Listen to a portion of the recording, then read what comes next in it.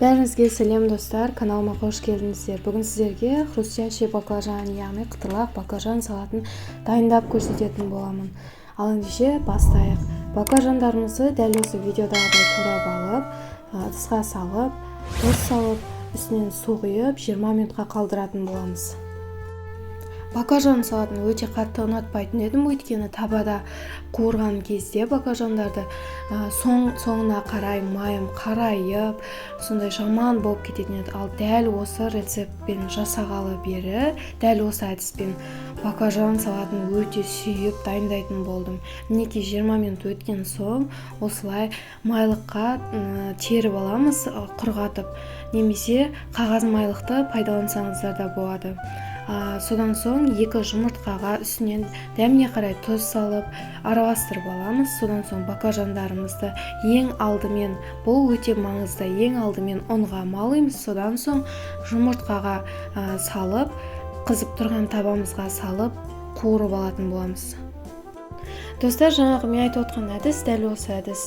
Яғни ең алдымен ұнға, содан соң жұмыртқаға малып, қызып тұрған табамызға салатын болсақ, майымыз қарайып кетпейді, және сол қаралары біздің пісіп жатқан баклажандарымызға жабысып қалмайды, бәрі де жақсы болып, сондай тап-таза болып пісіп шығатын болады. Мүмкін араларыңызда дәл осылай жасалу жолын білетіндер көп шығар, бірақ та мен өзім сияқты әлде білмей жүрген, баклажан салатын ұнатпай жүрген жандарға арнап осы видеоны түсіргенді жөн көрдім. Неге бірінші пісірген баклажандарымды алып алдым.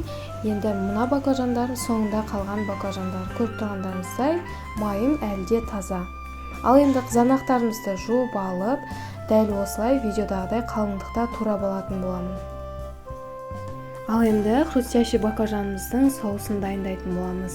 Ыдысымызға майонезді салып, бір тісше сарымсақты осылай өткізіп аламыз.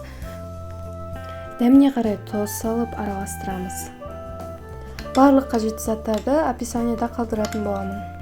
Жаңа қуырып алған баклажандарымыз суыған соң, осы қызанақты ең алдымен баклажанымызға майонезімізді, яғни соусымызды жағып алып, үстінен бір помидорды қойып, содан соң қайтадан майонезімізді жағып, екінші баклажанды беттестіріп қоямыз. Мінекей осымен біздің салатымыз дайын болды. Барлығын дәл осылай қайталап жасап шығатын боламыз. Көріп тұрғандарыңыздай, салат өте оңай әрі тез дайындалады.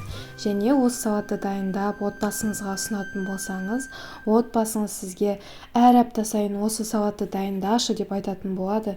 Міндетті түрде дайындап көріңіздер, өте дәмді болып шығады. Бәріңізге ас болсын дегім келеді. Және достар, бұдан алдыңғы видеода зебра пирогының дайындалу рецептісін ұсынған болатын. Қазір жоғарыда сілтеме қалдырамын, сол сілтеме арқылы өтіп көре аласыздар.